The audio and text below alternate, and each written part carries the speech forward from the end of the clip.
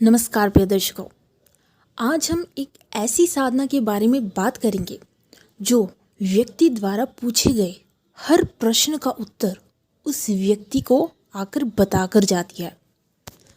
और वो साधना है माँ करण पिशाचिनी यक्षिणी की। किसी व्यक्ति ने ऐसे लोगों को भी देखा होगा जो व्यक्ति का केवल चेहरा देखने मात्र से ही उस सामने वाले व्यक्ति के बारे में सब कुछ बता देते हैं। उसके अतीत के पन्नों को उसके सामने खोल कर रख देते हैं।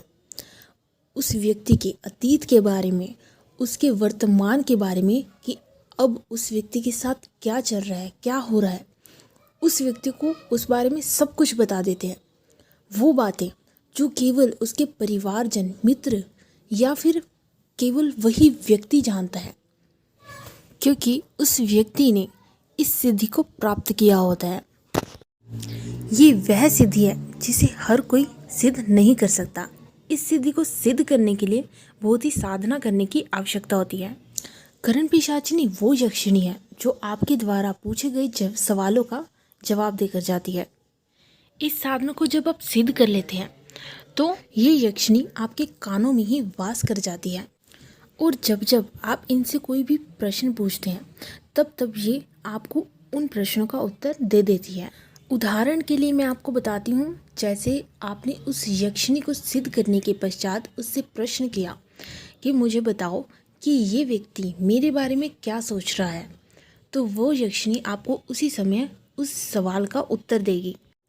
या फिर कोई अगर ज्योतिषी है, तंत्र मंत्र करने वाला है, या फिर कोई साधु है और अगर वह उस यक्षिणी से कुछ पूछता है, जैसे कि हे माँ मुझे ये बताओ कि ये व्यक्ति किस मुश्किल से जूझ रहा है और उसका निदान क्या है, तो वो यक्षिणी उस साधक को उत्तर बता जाती है।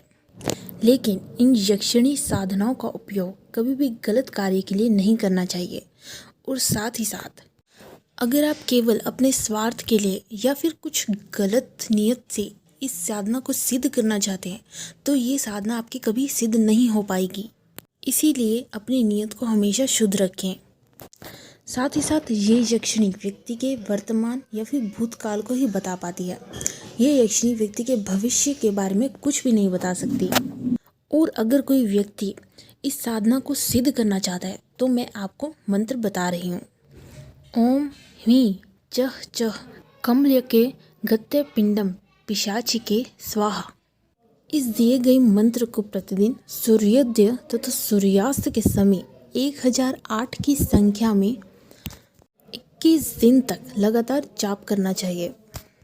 और साथ ही साथ संध्या के समय अपने आहार में से एक पिंड को छत पर जाकर रख दें।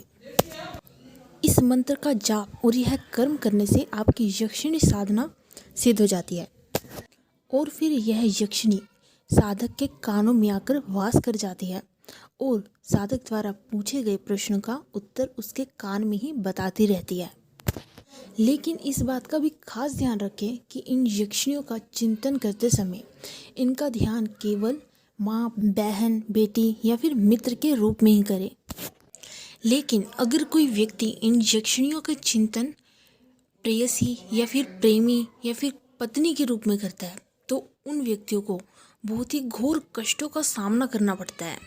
और साथ ही साथ जब आप इनकी साधना करते हैं तो आपको उस काल में मांस, मदिरा, तांबुल और भी गलत जो आप सेवन करते हैं उन सब का त्याग कर देना चाहिए। और जब तक आप इनकी साधना करते हैं तब तक अपने शरीर को किसी अन्य के द्वारा स्पर्श न होने दें।